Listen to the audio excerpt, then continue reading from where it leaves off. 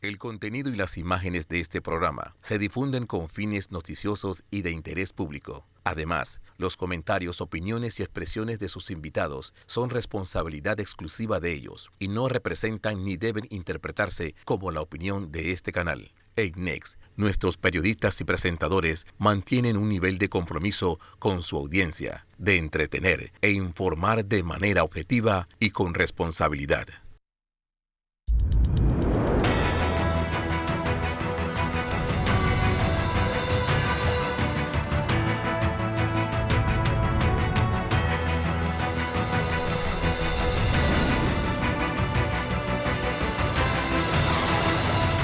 Muy buenos días, Panamá. Hoy es domingo 14 de abril. Usted nos ve por Next, Canal 21, nos escucha por KW Continente.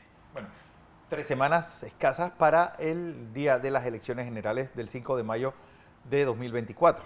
Con una semana en donde el tema de los auxilios económicos fue sin lugar a dudas el tema de la semana, sobre todo el cinismo con el cual se está tratando, principalmente por el Contralor General de la República. Una semana donde pues, se iniciaron la presentación de alegatos, algunos a favor, otros en contra, de la resolución pues, que pretende pues, inhabilitar a José Raúl Mulino debido pues, a un problema constitucional, de inconstitucionalidad. Una semana que, pues, en el tema mundial, pues el tema de Gaza sigue siendo pues, uno de los temas álgidos. También esta ruptura de relaciones entre Ecuador y México, pues con un respaldo sonoro de parte de la OEA a México, de esa incursión hecha dentro de su embajada por parte del ejército ecuatoriano. José Luis Ríos. Buenos días, Fernando. Buenos días a todos en casa. Ya, como lo mencionaste, Fernando, el tema de la semana, sin duda alguna, de los temas nacionales, pues el tema de los auxilios económicos con el descaro del Contralor de la República, Gerardo Solís, quien señala que tiene derecho a 100.000 en auxilios económicos, que no va a publicar la lista de los beneficiarios finales y que ha ordenado realizar unas auditorías de los auxilios económicos. Alguien que ha recibido este beneficio podría hacer una auditoría correcta y con todas las declaraciones que salió a dar en una entrevista, todo esto ocurriendo prácticamente a 3 semanas para las elecciones del 5 de mayo. Los profesores ya estando también en alerta ante los llamados de huelga y la situación en Bocas del Toro, que continúan con las tomas de terreno de personas que quieren invadir las tierras de productores y de otros que ya tienen sus títulos de propiedad sin que nadie haga algo para ponerle un alto a esto y con amenaza también de salir a las calles y bloquear el puente sobre el río Changuinola de ser sacados del lugar donde ellos han invadido terrenos que tienen propietarios, Fernando. Así es. Bueno, voy con nuestro primer invitado de la mañana, es el doctor Juan Manuel Kastulovich. Procedo a leer parte de su extenso currículum. Hizo estudios superiores en la Universidad de Panamá y la Universidad de Madrid. Ha ocupado importantes posiciones oficiales y gremiales, entre ellas viceministro titular de Relaciones Exteriores en 2 ocasiones, encargado de la Cancillería, director ejecutivo del Banco Interamericano de Desarrollo, embajador representante permanente de la Organización de Estados Americanos también en 2 ocasiones, presidente del Consejo Permanente de la Organización de Estados Americanos, asesor presidencial, asesor jurídico de la Universidad de Panamá, profesor de Hacienda Pública y Derecho Fiscal de la Facultad de Derecho y Ciencias Políticas y vicepresidente del Colegio Nacional de Abogados. Entre otros de sus grandes o de sus importantes méritos a resaltar es que fue uno de los redactores de la Carta Democrática Interamericana. Doctor Juan Manuel Kastulovich, bienvenido a Next Noticias. Muchas gracias por la invitación. Bueno, usted fue uno de los que presentó la semana pasada un alegato pretendiendo pues, que no se invoque esa inconstitucionalidad a la presentación de José Raúl Mulino como candidato presidencial en reemplazo de Ricardo Martinelli, emitida por el Tribunal Electoral. Y esto tiene muchas lecturas. Uno, pues, ¿hasta qué punto es potestad única y exclusivamente del Tribunal Electoral hacer esto? Y 2, pues, esa gran premura que se tuvo y pues, casos de inconstitucionalidad que han demorado hasta 8 años. Esta tiene una velocidad sospechosamente extraña. Además, quiero también sacar a colación lo dicho por el constitucionalista Carlos Bolívar Pedreche, incluso una teoría también emitida por Rubén Blades, que pues, un presidente no puede llegar sin vicepresidente. Empecemos por el principio. Este caso de su alegato y cuáles son esos puntos que quiere usted o que resaltó en esa presentación de ese alegato. Bienvenido, doctor Kastulovich. Muchas gracias, Fernando. Yo creo que hay que comenzar por señalar un hecho para despejar esa primera parte, que ha sido la objeción de algunos a que pueda interponerse o no interponerse un recurso de inconstitucionalidad contra un acuerdo, que fue lo que dictó el Tribunal Electoral para inhabilitar a Ricardo Martinelli y habilitar en su reemplazo a José Raúl Mulino. Prácticamente en Panamá la posibilidad, el derecho a demandar es infinito. Usted puede demandar prácticamente todo lo que quiera, hasta el resuelto más mínimo, hasta una carta donde un ministro exprese una opinión, un funcionario, usted la puede demandar. Todo el mundo, decía un profesor al inicio de la carrera de Derecho cuando me matriculé en la Universidad de Panamá, decía que usted puede demandar con razón o sin ella. Sí. Lo único es que tendrá que pagar las consecuencias que pueden ser, en algunos casos, hacer el ridículo si la demanda es tan descabellada y en otros casos ser penalizado con las costas correspondientes. De manera que ese primer punto no hay ninguna duda. La demanda de inconstitucionalidad había derecho a presentarla por quienes quisieran hacerlo. Ese es el primer punto pero también conviene aclarar que el hecho de que una demanda sea admitida no es un prejuzgamiento sobre los méritos o el fondo de lo que se alegue en la demanda. El Código Judicial es tan elemental en cuanto a los requisitos para presentar una demanda de inconstitucionalidad, que son dos, simple y sencillamente: que se presente en el tiempo oportuno y que se señale que cumpla los requisitos generales de cualquier demanda y que se señale específicamente cuál es el acto, decisión que se demanda.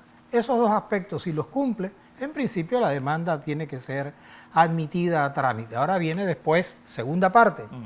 Segunda parte, hay que pedir la opinión institucional de la Procuraduría, segunda etapa procesal. Y tercera etapa procesal, tienen derecho a concurrir todos los ciudadanos que quieran y ciudadanas a presentar opiniones, argumentos a favor o en contra sobre el contenido de la demanda. Y finalmente, el magistrado ponente tendrá un plazo para preparar su proyecto y someterlo al pleno de la Corte, que es la que decide finalmente en el fondo el tema. Esas son las etapas procesales, claritas. Esas son las etapas procesales y esta semana de recepción de alegatos. ¿Qué ocurre con estos alegatos? Son 10 días hábiles de recepción de alegatos y sobre todo que ustedes tendrán que, o los que presentaron alegatos, tienen obligatoriamente que sustentar frente a los magistrados este alegato. Doctor. Yo lo hice el día de ayer, presenté un alegato porque ese es el derecho que tenemos todos los ciudadanos en este periodo de presentar argumentos a favor o en contra. Y aclaro un punto muy importante. Bien pudiera ser que presente un segundo alegato. Y la razón es la siguiente. Habrá opiniones en todos los sentidos. Si a mí me parece que alguna de las opiniones ya vertidas públicamente, pero no formalizadas ante la Corte, que dicen que el acuerdo o la habilitación de José Raúl Mulino es inconstitucional, si esos argumentos que han hecho públicos los presentan formalmente, yo presentaría un segundo alegato oponiéndome o razonando contra esos argumentos. Porque mientras esté abierto el plazo de los 10 días para argumentar, se puede presentar un alegato o dos alegatos si uno lo estima conveniente. Uno me estima conveniente. Bueno, lo cierto es que se ha querido dar a entender que pues, esto tenía que pasar a quien quedó de primero en las primarias, pero en el fondo, ¿cuál es la función de un vicepresidente? Y en este caso específico. Sí, José Raúl Mulino era el vicepresidente, candidato a vicepresidente, de una persona que pues, fue muerto jurídicamente, para decirlo de una forma cruda. No sé si usted lo ve así, doctor. Bueno, no, yo no lo veo así. Creo, y así lo recalco en mi argumento escrito ante la Corte, aquí ocurrió lo siguiente. A ver. Un candidato o quienes pretendan ser candidatos por un partido que tenga más de 100.000 adherentes, el Código Electoral dice que debe ganar su postulación en primarias. El señor Martinelli fue el candidato en las primarias de Realizando Metas. Ganó sus primarias, quedó ungido o postulado por su partido y se tramitó su postulación ante el Tribunal Electoral con su esposa como vicepresidente. Bien. Decidieron, las causas no vienen a cuenta a analizarla, la señora Martinelli se retira de la candidatura a vicepresidente y el señor Martinelli designa a José Raúl Mulino como su candidato a vicepresidente. Esa designación la tiene derecho a hacerla todos los candidatos a presidente. Designan a su vicepresidente y esa designación la ratifica el directorio del partido y eso es legalmente válido. Esa es la ley electoral. Eso ocurrió en el caso de José Raúl Mulino. Si se lee el acuerdo 11.1 famoso del Tribunal Electoral, el acuerdo dice en el punto resolutivo primero, inhabilitar al señor Martinelli para ser candidato a presidente. Segundo, reconocer al señor José Raúl Mulino como candidato a presidente en su reemplazo sin vicepresidente. Obvio, claro. Porque no había por qué tener un candidato a vicepresidente. Ahora, entonces viene el punto siguiente.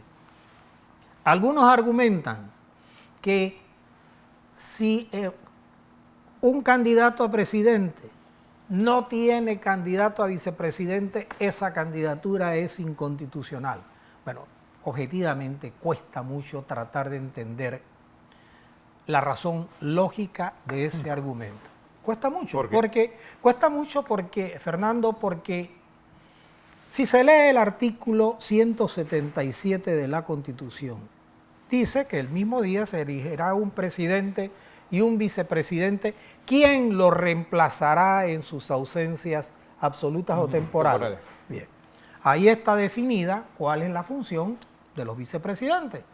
Ser suplentes, estrictamente suplentes. ¿Y qué lo corrobora? Lo corrobora el artículo 185. Cuando se...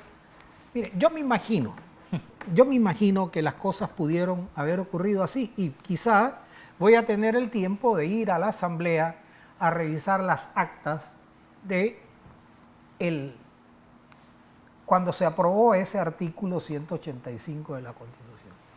Porque cuando usted lee el contenido del artículo, tiene que llegar a la conclusión de que parece que los que lo redactaron en ese momento se pusieron a pensar, bueno, ¿qué atribuciones le ponemos al vicepresidente? ¿Qué le ponemos a hacer? Pues? ¿Qué le ponemos a hacer? Y lo primero que hace el artículo es decir, reemplazar al presidente. Bueno, eso ya estaba dicho en el 177. No hacía falta repetirlo. Reitera. Espérese. ¿Por qué tenían que poner algo de atribución? Inventar algunas atribuciones. Y si usted lee las 5 atribuciones, mire, esto es tan sencillo como esto.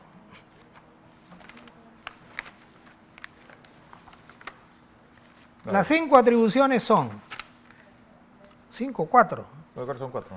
Acá está. 1, reemplazar al presidente. Bueno, eso ya estaba dicho. Bien. 2, asistir con voz pero sin voto a las sesiones del Consejo de Gabinete. puede ir o puede no ir. Sí. No pasa nada. Y no pasa nada. Bien. Sino que le pregunten a Porque Juan Carlos Varela. asistir O a Ricardo con Arias voz, Calderón. pero sin voto. En consecuencia, él puede, si hay un tema en discusión, dar una opinión, pero eso no tendrá más efecto que el que quieran reconocerle que después tienen que tomar la decisión, que son los ministros en Consejo de Gabinete que con el presidente componen el órgano ejecutivo, los que votan a favor o en contra de las decisiones que se toman en el Consejo de Gabinete. El vicepresidente no vota. Por consecuencia, si algo opina, eso quedará registrado como una constancia en el acta. Yo no sé cuántas personas han leído las actas de los consejos de gabinete, pero en esos casos aparecerá una referencia de quizás 2 o 3 líneas que diga que, bueno, el vicepresidente opinó dijo tal cosa. Vale. Pero, y eso no tiene ninguna trascendencia ni efecto jurídico de ninguna clase.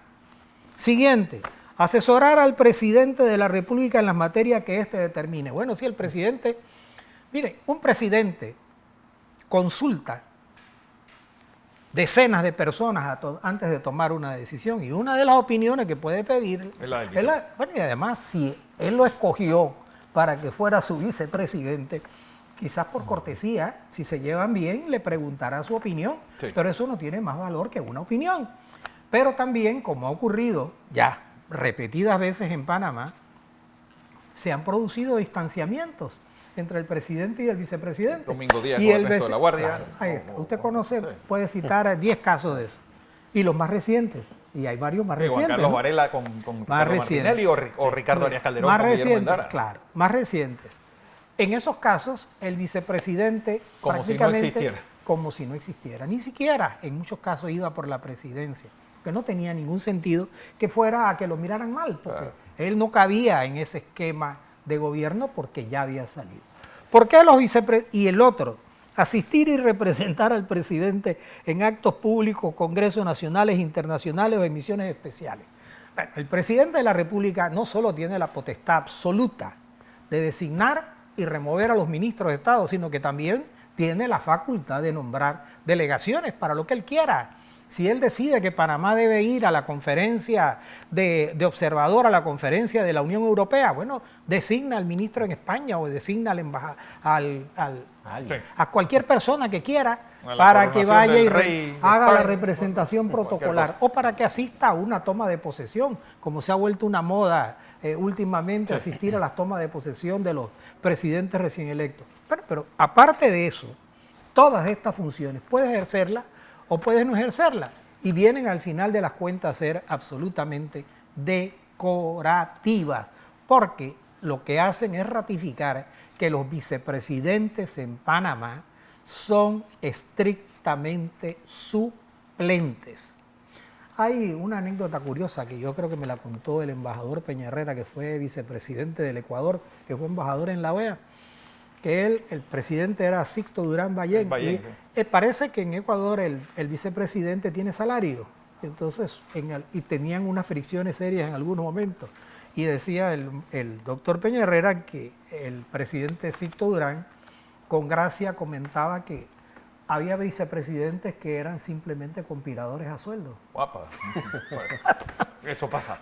Lo cierto, doctor, es que, es decir, una demanda que muchos juristas dicen es que no debió ser ni siquiera admitida. Y nos hubiéramos ahorrado esta zozobra y todo esto a escasos hoy exactamente 3 semanas para que sean las elecciones. ¿Y cuál era la premura?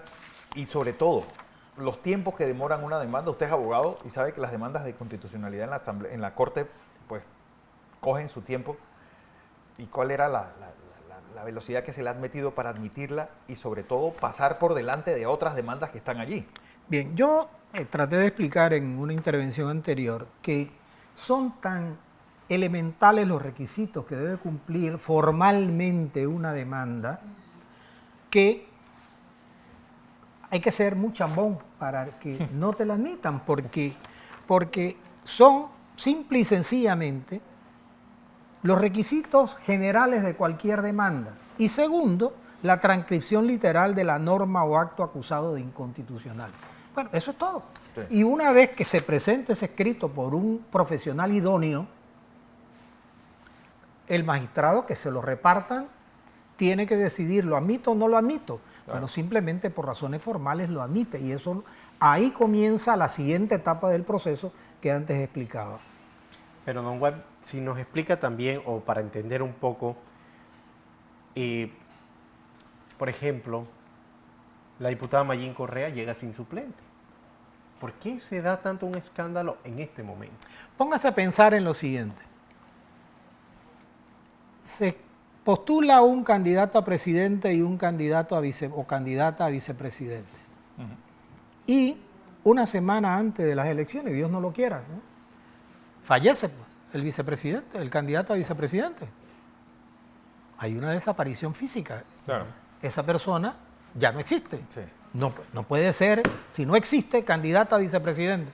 Entonces, en una circunstancia de esa naturaleza, de una desaparición física, eso inhabilitaría al candidato a presidente. Es tan absurda la lógica que se puede poner detrás de eso, que es incomprensible. Incomprensible. Pues. Incomprensible. Pero además... Es decir, si se muere la persona, un suplente de un diputado, hay que sacarlo de la asamblea. ¿En base a eso? Claro, bueno, o a un representante o a un alcalde. El derecho, yo aprendí en mis primeras lecciones de la Facultad de Derecho que el derecho es, antes que forma, sentido común. Sentido común. Claro. Sentido común. Hay una máxima del derecho romano que decía, adelante iba el pueblo, atrás venían los juristas, porque el derecho lo crea la vida.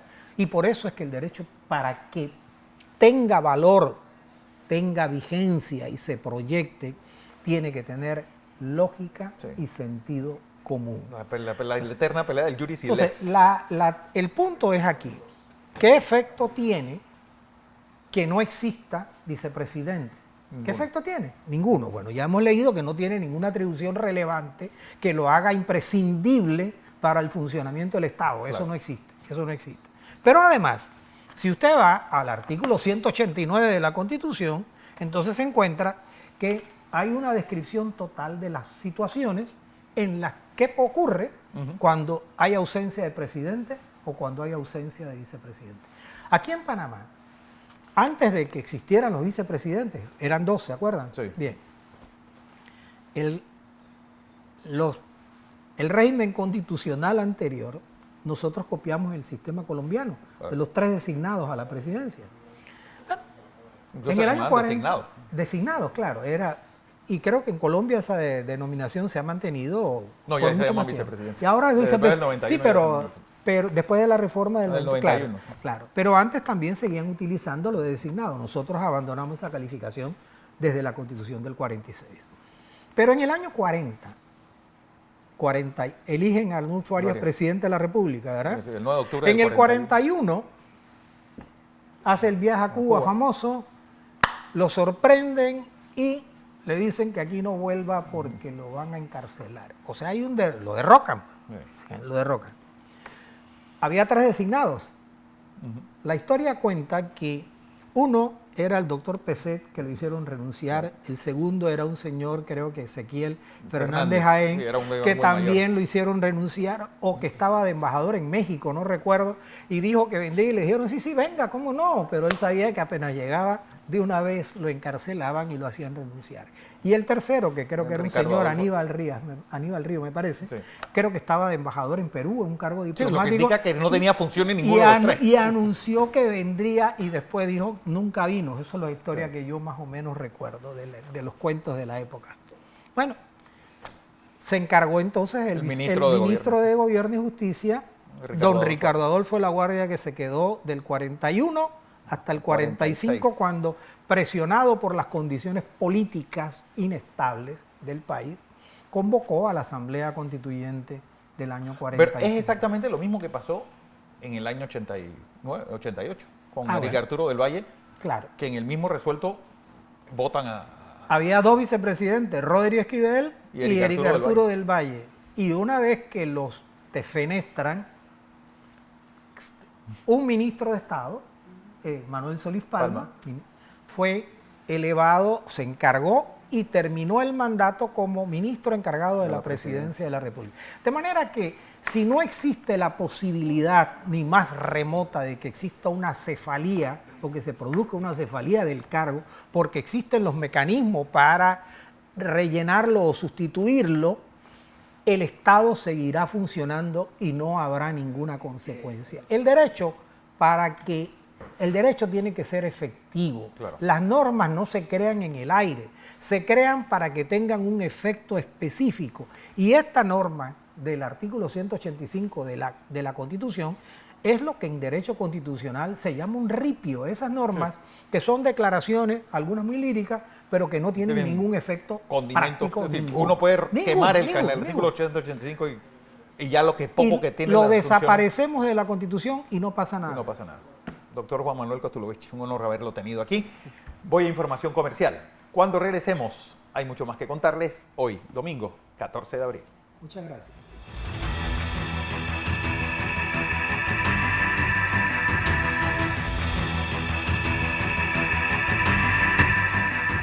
Seguimos en la presentación de Entre Líneas y mi siguiente invitado es, el profesor Miguel Antonio Bernal, quien además ha sido uno de los firmantes de esta carta de notables panameños enviada al secretario general de la OEA. Profesor Bernal, feliz domingo a usted y buenos días.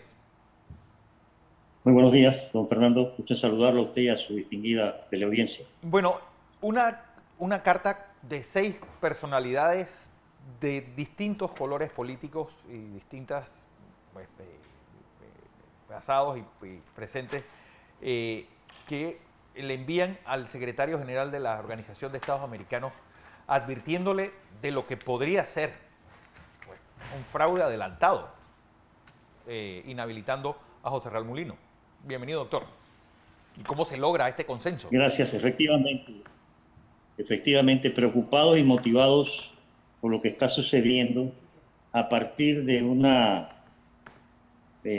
verdaderamente reprochable decisión del Tribunal Electoral y de las pretensiones en la Corte Suprema de conculcarle a los ciudadanos el derecho a poder escoger libremente sus candidatos, en este caso a la presidencia de la República. Nos hemos dirigido a la Secretaría General de la OEA en base a la Carta Democrática que Panamá es signataria y también en base a los principios que rigen al Sistema Interamericano de Derechos Humanos, en vista de que situaciones, diríamos nosotros, análogas a la que hoy se pretende imponer en Panamá, ya han sido en su momento repudiadas tanto por el Sistema Interamericano a través de sendos fallos de la Corte Interamericana de Derechos Humanos. Y se llama con esta carta la atención al señor secretario general de la OEA para advertirle que se está dando una judicialización en nuestro territorio que está completamente fuera de lugar. En vista de que aquí en Panamá no hay institución a la cual acudir para evitar esta flagrante violación al derecho al sufragio que se perpetra, hemos tenido pues que advertir en base a disposiciones que Panamá tiene que acatar, que cuando se señala en el artículo 4 de la Constitución vigente que Panamá acatará las normas del derecho internacional.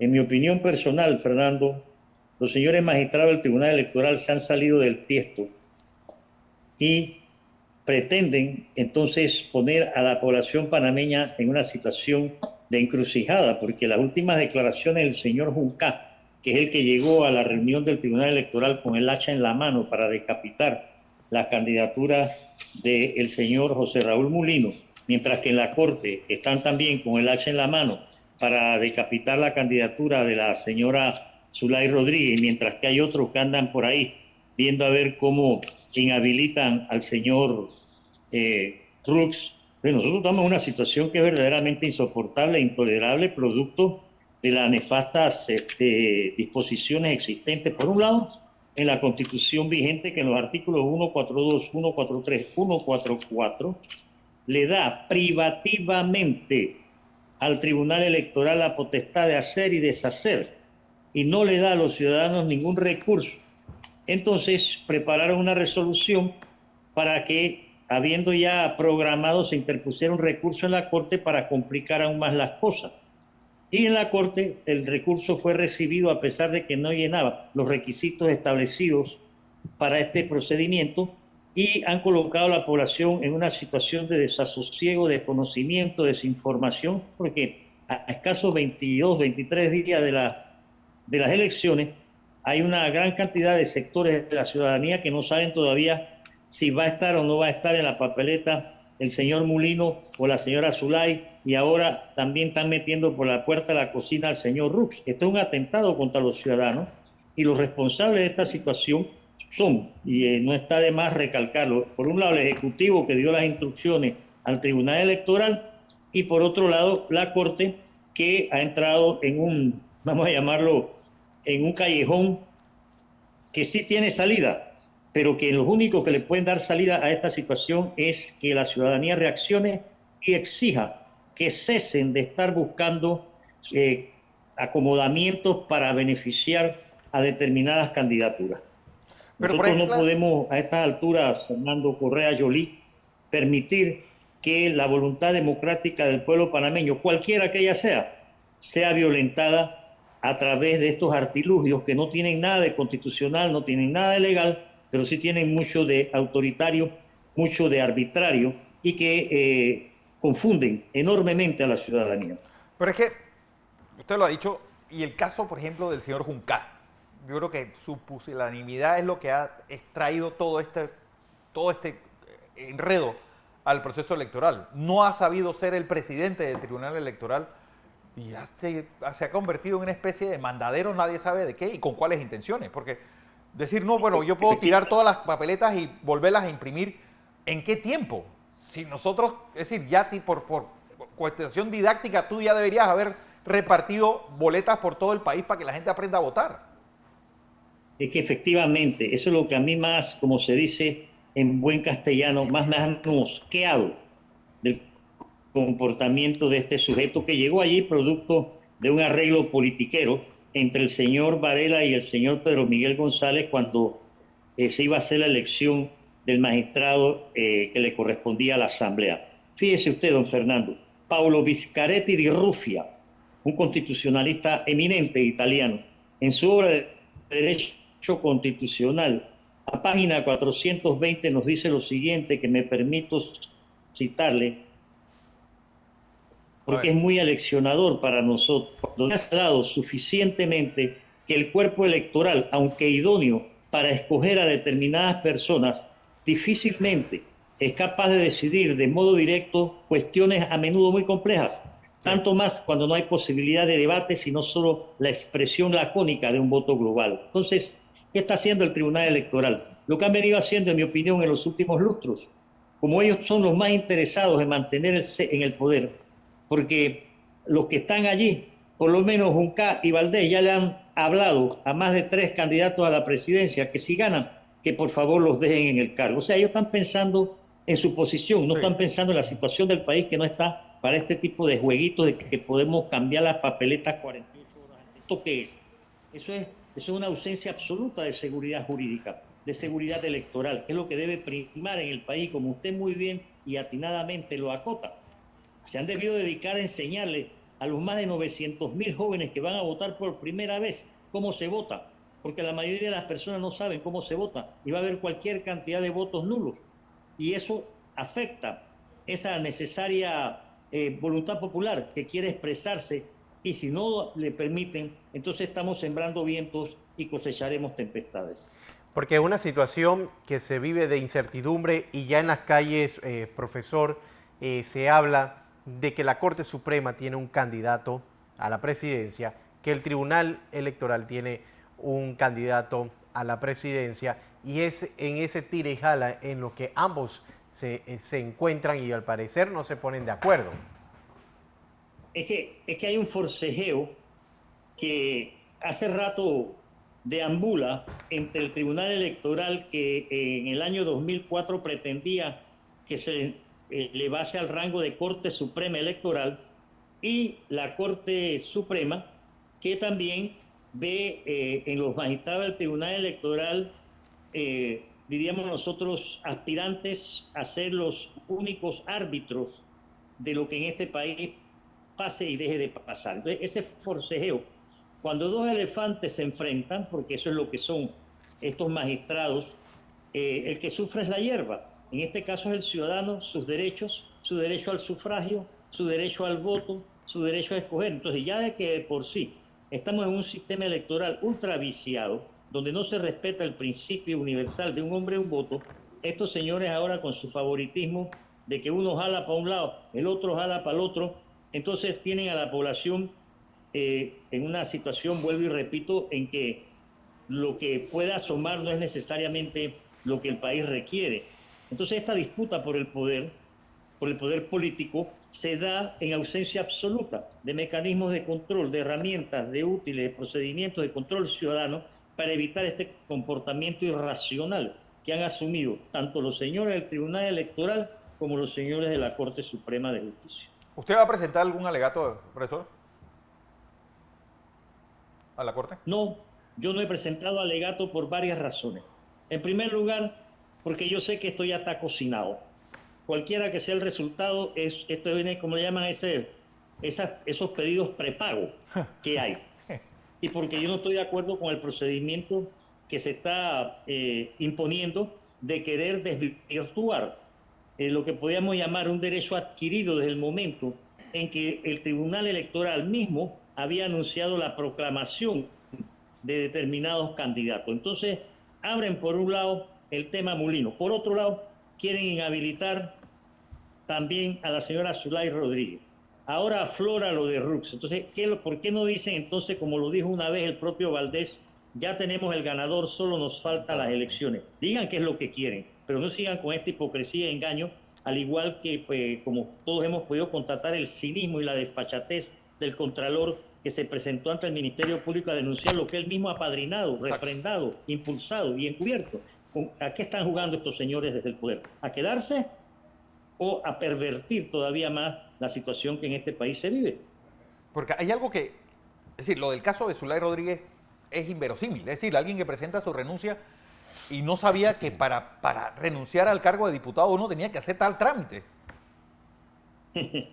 Usted sabe perfectamente bien, como lo sabemos todos los que nos preocupamos por el país, que eso es una jugarreta que viene de la maleantería de la Asamblea, porque cuando una persona renuncia, como ya lo estableció claramente el procurador de la administración, en este caso, la señora Zulay renunció ya. La Corte no puede seguir manteniendo vivo un proceso que está totalmente ilegal, arbitrario, pero como esa es la orden que han recibido del Ejecutivo Cortizo Carrizo, porque esta gente piensa que sacando de la carrera a Mulino, a Zulay, y si pueden también al propio Rómulo, entonces la gente va a aceptar que el señor Gaby Carrizo es el que va a quedar de presidente. Yo no sé en qué han fumado ellos o en qué país viven. La gente, el rechazo al PRD no cesa de aumentar y no cesará de aumentar porque finalmente amplios sectores que antes no veían a ciertas situaciones ahora la están viendo con una claridad meridiana y por eso es que ellos están en la desesperación porque ellos no se quieren ir del poder. ¿Cómo van a querer irse del poder? Mire el último escándalo, el de los auxilios estos indignantes.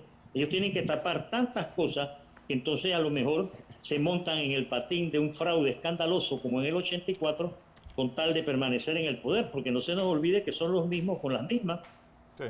Y eso que no hemos visto, profesor, las bellezas que podrían salir del Vale Digital también. Efectivamente, es que han metido tantas cosas debajo de la alfombra que ahora se llenan de temor de tener que salir. Claro. Entonces ese temor se lo quieren trasladar a la población sembrando un miedo, una indefinición, una indecisión, un desasosiego que es perjudicial, muy perjudicial para nuestro comportamiento como sociedad y sobre todo porque cierran todas las puertas, ventanas y rendijas a las aspiraciones de la sociedad panameña a entrar finalmente en un proceso de democratización que tanta falta nos hace. Bueno, un proceso de democratización, doctor, en un país que la verdad es que es estrecho el margen de maniobra que tiene. Un código electoral que realmente es una super camisa de fuerza. Definitivamente, porque es un caminito de arriera. Es decir, nosotros estamos frente a un código electoral que fue hecho bajo la dictadura, no se nos olvide, Sí. y que fue hecho para determinados propósitos.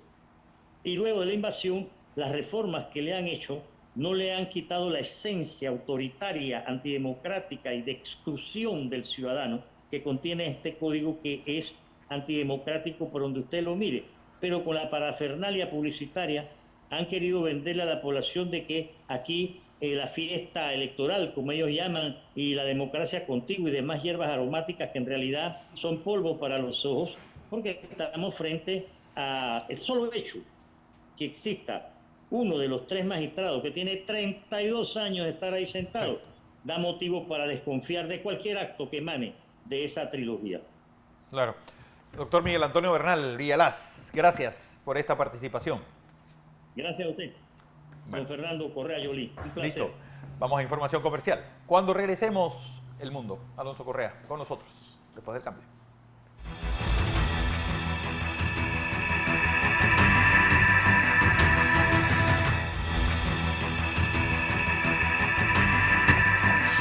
Estamos de vuelta con más de Entre Líneas y vamos a hacer el análisis internacional y para eso nos acompaña como todos los domingos Alonso Correa. Bienvenido Alonso, buenos días. Feliz domingo a todos. Bueno, semana menos movida de lo que estamos acostumbrados en este 2024. Bueno, también pasamos un eclipse solar en Estados Unidos, un eclipse solar total. O sea, no volverá a ocurrir hasta dentro de un par de siglos. Pero lo más importante que ha ocurrido en el continente americano ha sido la condena casi por completo de todos los estados americanos a el asalto que realizó la policía de Ecuador para arrestar a Jorge Glass, vicepresidente del país y condenado por corrupción.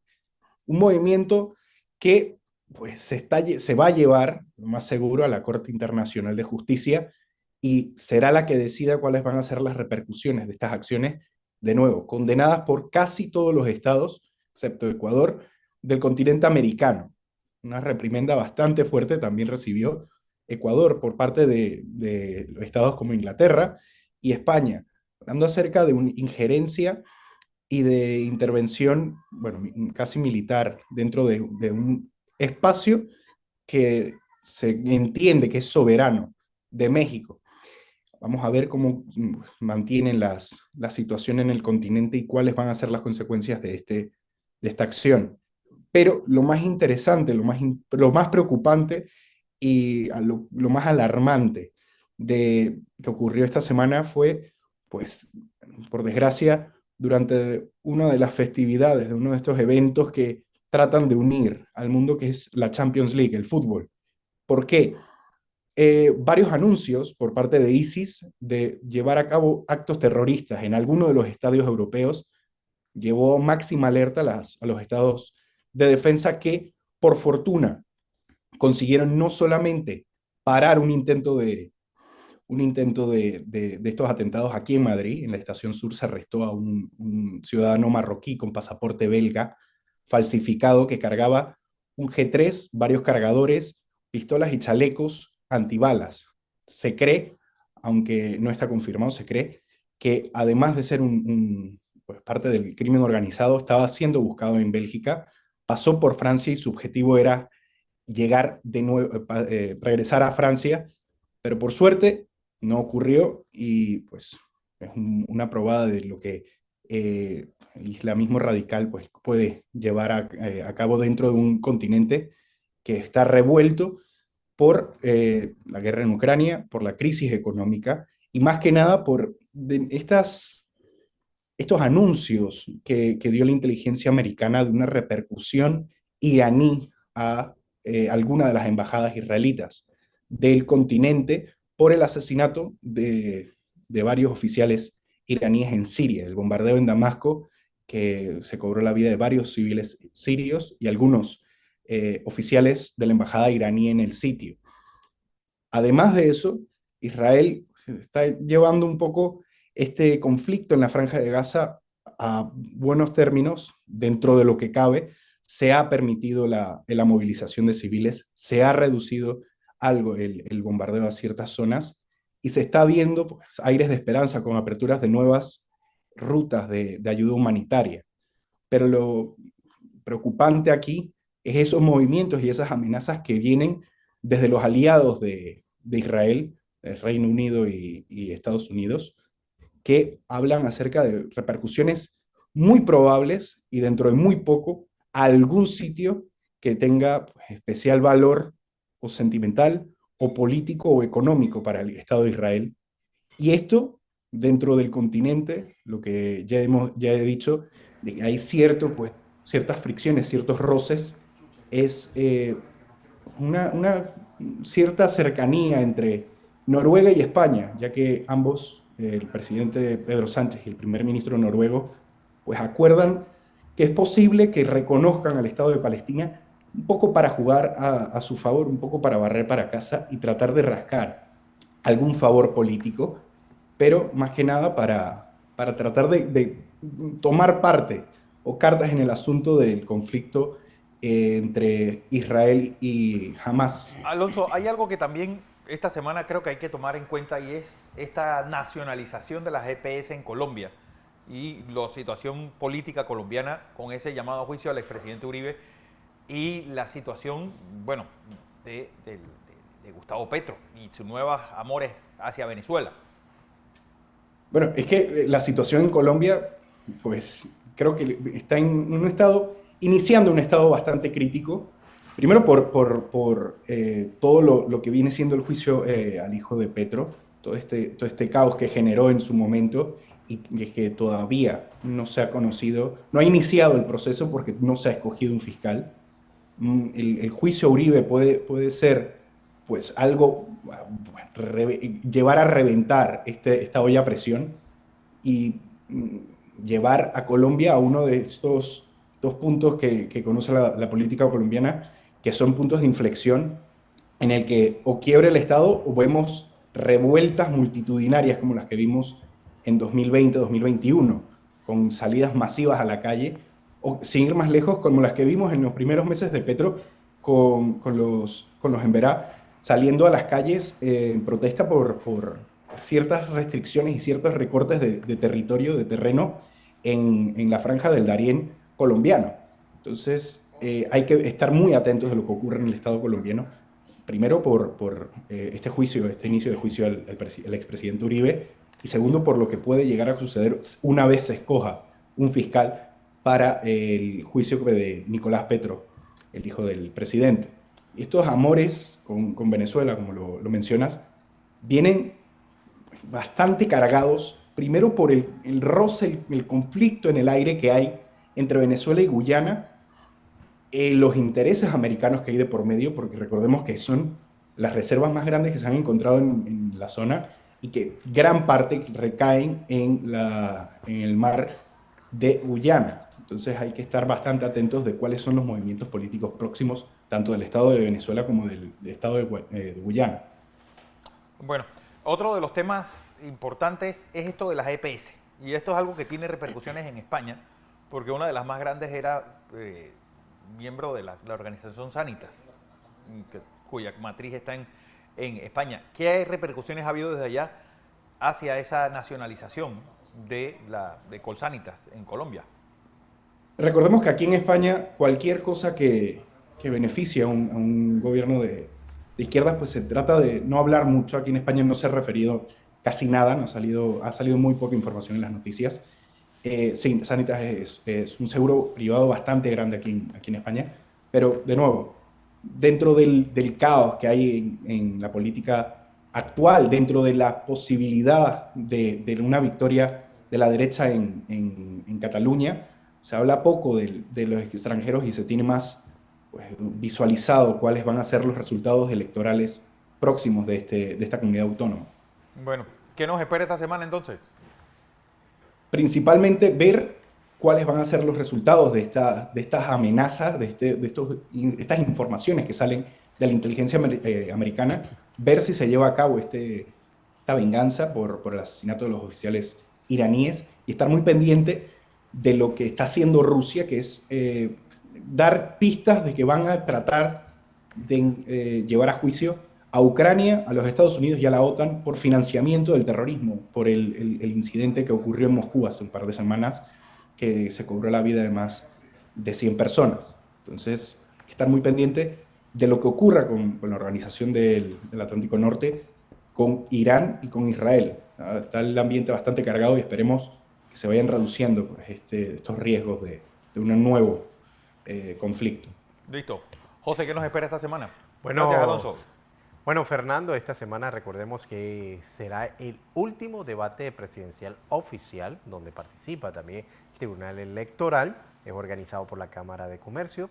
Conocer qué dirán los candidatos o qué se dirán los candidatos en este último debate, en estas últimas 3 semanas que les quedan de campañas políticas para seguir llevando sus propuestas, y de seguro el escándalo de los auxilios económicos que se continuará luego de las declaraciones del Contralor de la República, Gerardo Solís, donde ya muchos han denominado sinvergüenzas y sin moral y el descaro de Horrible. estas autoridades. Así es. Bueno, era lo que teníamos que contarles en la mañana de hoy. Ya hay decenas también. Don Monchi Díaz envió las decenas. Hoy hay sorteo extraordinario y ya, pues, vamos a ver si la suerte le toca a alguno de nuestros televidentes. 974 y cúbrase con el 1. 9741.